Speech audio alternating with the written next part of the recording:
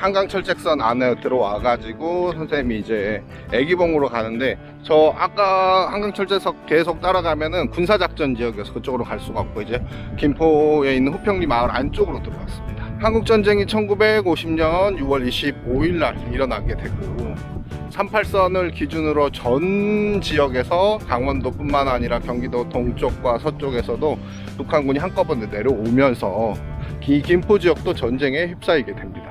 북한군의 제1 목표는 당연히 서울이었겠지. 근데 이 김포라고 하는 지역은 굉장히 중요한 지역이었습니다. 김포의 서쪽으로는 인천으로 갈 수 있는 길목이 있었고, 또 김포는 한강을 타고 올라가면 서울로 들어갈 수 있는 길목이고, 그리고 김포의 도로가 영등포라고 하는 곳으로 연결돼 있어. 영등포는 당시에 기차역이 있었던 공간으로 물자를 수송하거나 나를 때 굉장히 중요한 역할을 했던 지역이었기 때문에 이 북한군은 한강을 건너서 또 임진강을 건너서 이 김포 지역을 들어오고 싶어 했습니다. 그런데 우리나라 1사단 뿐만 아니라 이 김포 지역을 지키고 있었던 여러 방어 사단들이 6월 25일부터 26일, 27일, 28일, 29일, 30일, 그 다음에 7월 1일, 7월 2일까지 북한군의 진격을 엄청나게 늦췄습니다. 서울 같은 경우에는 단 3일 만에 서울이 함락됐었는데, 이 김포 지역에서는 수습된 군인들이 용감하게 싸워서 김포에 있는 문수산이라던가 한강을 방어선으로 삼아서 북한군의 김포반도 진주를 늦추기 위해서 최대한 노력을 했었습니다. 그래서 김포반도에 있었던 여러 군인들은 우리나라 국군이 안전하게 수습해서 남쪽으로 내려가서 수원에서 재집결할 수 있는 시간을 벌어줬다고 볼 수가 있습니다. 그래서 사실은 우리나라가 한국전쟁 기간 동안에 단 1개월 만에 경상도 낙동강 벨트를 제외하고는 거의 대부분의 영토를 북한군에게 넘기게 됐었는데, 이 김포에서의 자잘한 김포에서의 전투는 승리한 건 아니었지만 전쟁 준비가 안 돼 있었던 대한민국 국군에게 만회할 수 있는 시간을 벌어주기도 했었습니다. 이 김포라고 하는 지역은 한국전쟁 기간 동안에도 서울을 지키기 위한 하나의 교두보나 서울로 들어가기 위한 굉장히 중요한 지형이었었어. 근데 마찬가지로 당연히 고려시대 때도 조선시대 때도 굉장히 중요한 공간이었겠죠. 몽골이 쳐들어왔었던 고려시대 때는 여기 김포에 살고 있는 손돌이라고 하는 사람이 강화도로 도망을 가려고 하는 고려의 왕의 배에 물기를 잡아줬던 일화가 있습니다. 아까도 얘기했지만 염하라고 하는 것은 바닷물과 강물이 합쳐지면서 엄청나게 많은 소용돌이나 물길을 쉽게 알 수가 없었는데, 이 김포에 사는 손돌이라고 하는 사람이 바가지를 앞에 띄워놓고 저 바가지를 따라가면 된다라고 얘기를 했었습니다. 근데 왕은 이걸 손돌이라고 하는 사람이 처음에 물길을 잡아줬는데 이 물길을 잡아주지 않고 계속 앞으로 전진하지 않고 소용돌이 안으로 들어가니까는 너무 화가 난 나머지 손돌을 죽여버렸어.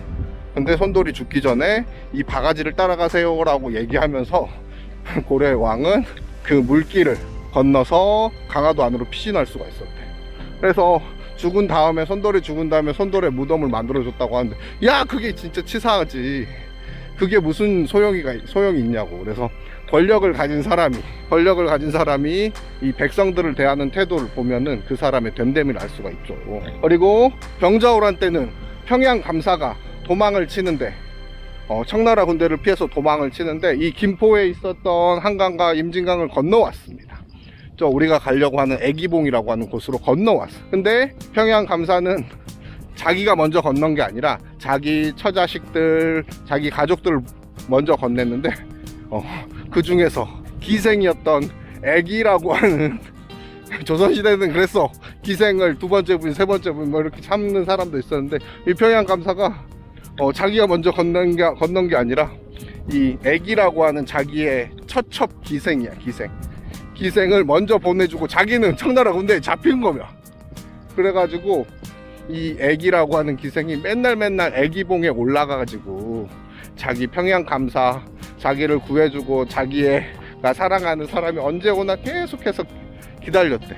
그래서 애기라고 하는 기생의 이름을 따서 지금 가고 있는 애기봉의 이름이 붙었습니다. 그래서 김포라고 하는 공간은 우리나라 역사에서 서울이라고 하는 공간이 엄청나게 중요한 공간으로 인식되기 시작하면서 전쟁의 한가운데 있었다라고 보면 될 것 같습니다. 거기다가 주변에 보다시피 엄청나게 쌀을 많이 수확할 수 있는 공간이어서 굉장히 전쟁할 때는 중요한 공간이기도 했지. 얘들아, 근데 이제 길 옆에 이런 게 엄청 많잖아. 이게 요렇게 생긴 게, 이렇게 생긴 거 뭔지 아니? 이게 수수야, 수수. 너네 옥수수 알지? 옥수수. 옥수수는 노랗다, 노란 거라고 해서 옥수수야. 근데 쟤는 수수인데 이제 저거는 이제 밥이랑 같이 해가지고 밥 만들 때 하면은 수수밥. 그러니까 떡 만들 때도 올려놓기도 하지. 그 다음에 이거는 이제 우리 인류가 한 공간에서 모여 살기 시작하게 된 게 이제 농사를 짓기 시작했을 때부터였잖아. 그래서 인간이 가장 먼저 수확했던 작물들이 어떤 게 있냐면 저 수수, 조, 피 뭐 이런 작물들이 있습니다. 조랑 수수 같은 경우는 아직도 먹죠. 피 같은 경우는 잘 안 먹습니다. 근데 이런 것들의 특징이 뭐냐면 뿌려만 놓으면 엄청 잘 자라. 뿌려만 놓으면. 그래서 특별한 기술이 없더라도 엄청나게 잘 자라는 그런 작물이 조나 수수 같은 거였습니다. 그래서 가장 오래된 작물이라고 볼 수 있죠. 얘들아, 얘 뒤로 보면은 요렇게 생긴 게 이제 인삼밭입니다. 잘 안 보이네. 요렇게 생긴 천 안에 이제 인삼을 키우고 있어. 6년 동안 농사를 지어야 합니다. 그런데 이게 강화도랑 김포에 굉장히 많은 북한 사람들이 살고 있습니다. 지금은 이제 대한민국 사람이지 당연히. 근데 북한에 오신 분들이 김포랑 강화도랑 속초 이런 데 많이 살고 있는데, 이분들이 처음에 정착했을 때 전쟁이 이렇게 오래 갈 거라고 생각하지 않았던 거지. 그래서 전쟁이 끝나면 가장 먼저 북한으로 돌아가고 내 고향으로 돌아갈 수 있는 곳이 어딘가 찾아본 거지. 그래서 속초 같은 것도 그렇고, 속초에는 아바이 마을이라고 해서 이 북한 사람들이 많이 모여 사는 공간이 있습니다. 그리고 김포나 강화 같은 경우에는 배 타고 바로 개성으로 넘어갈 수 있겠지. 그래서 고려시대 때부터 가장 인삼이 유명했던 곳이 어디냐면 바로 개성 인삼이었어. 개성에서 인삼 농사를 짓던 분들이 강화나 김포에 많이 정착하면서 인삼을 농사 짓는 방법이 엄청나게 많이 퍼졌고, 강화 인삼 엄청 유명합니다. 이 농사법이 퍼지게 된 게 이런 연유에서였습니다. 그래서 개성에서 온 사람들이 우리나라에서 인삼 농사, 물론 우리나라에도 뭐 금산이라던가 원래 인삼 농사 짓는 공간도 있었지만, 이런 역사적인 연유가 있어서 강화도랑 김포에는 인삼 농사를 짓는 농가가 1950년대 60년대부터 생겨났다.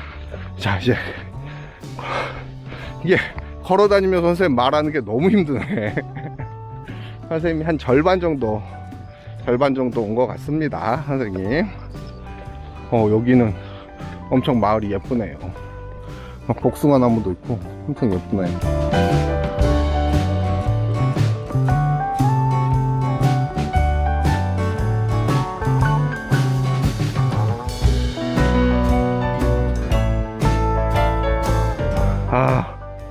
표지판이 돌아가가지고 길을 잘못 들었다가 왔어. 헤맸네. 애기봉 가는 길이 오른쪽으로 돼 있었는데 알고 보니까 태풍 때문에 바람에 돌아간 거였어. 그래도 여기가 이제 평화누리길 중에서는 가장 평지에 속합니다. 그래서 선생님이 만약에 진짜 임시정부 탐험대를 마음대로 할 수 있다면 꼭 여기 평화누리길 걸어가는 거, 이런 것들 넣어가지고 프로그램 진행하면 좋을 것 같아요. 한여름에는 안 될 것 같고 평화로운 길인 것 같아요. 차도 많이 안 다니고.